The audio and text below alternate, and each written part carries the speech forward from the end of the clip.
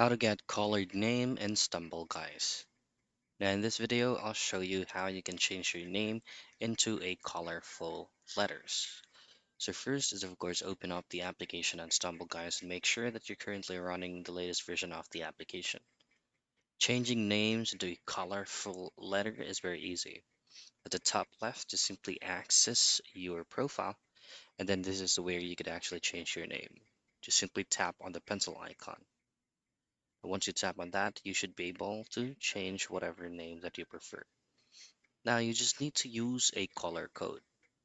Now I just actually took a picture of one of the codes from my PC and this will also serve as your reference.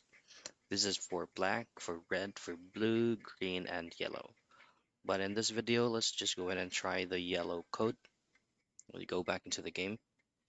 So say for example, we will be switching it into yellow and then the code is going to be say test.